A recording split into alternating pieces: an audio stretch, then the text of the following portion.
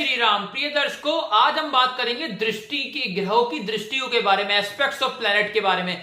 जैसे टॉर्च होती है, जहां पे वो जलती है वहां तो उसका असर होता ही है, लेकिन जहां पे वो पड़ती है वहां पे भी उसका असर होता है। वैसे ही प्लैनेट्स की आंखें नहीं होती हैं, लेकिन उनकी रिफ्लेक्शंस होती हैं। जहां वो बैठते हैं वहां तो दृष्टि डालते ही हैं, लेकिन जहां वो बैठते हैं वहां तो असर वो करते ही हैं, लेकिन जहां दृष्टि डालते हैं वहां पे भी वो असर करते हैं। आप ये समझ लीजिए कि जैसे एक टॉर्च है, अगर हम वो मिरर पे डालेंगे वहां से लाइट रिफ्लेक्ट होकर कहीं और जाएगी, और वहां पे भी एक मिरर लगाओ तो कहीं और जाएगी। वैसे ही प्लैनेट्स के कुछ ग्रहों के एक से ज्यादा रिफ्लेक्शंस होते हैं, तो उनकी एक से ज्यादा दृष्टियां होती हैं। सबसे पहले अगर हम बात करें सूर्य, चंद्र, बुध और शुक्र की, ये अपने से 7वें घर पे दृष्टि डालते हैं। जहां बैठे होते हैं वहां से वो अपने ही 7वें घर पे दृष्टि डालते हैं। इसके अलावा बात करें अगर हम मंगल देवता की, मंगल देवता अपने से चौथे, 7वें और 8वें घर पे दृष्टि डालते हैं।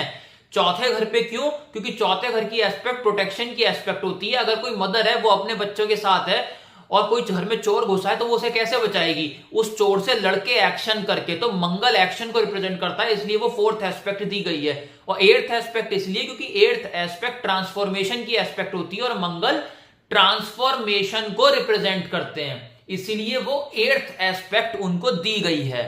इसके बाद अगर हम बात करें शनिदेव की, शनिदेव को तीसरी दृष्टि, 7वीं दृष्टि और 10वीं दृष्टि दी गई है। वो अपने से तीसरे, 7वें और 10वें घर पे दृष्टि डालते हैं। तीसरा एस्पेक्ट क्यों? क्योंकि वो कर्म को रिप्रेजेंट करता है।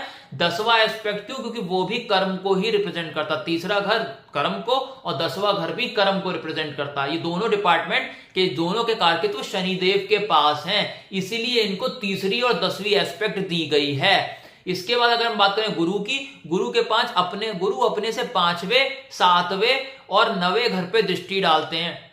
गुरु अपने से 5वें, 7वें और 9वें घर पे दृष्टि डालते हैं।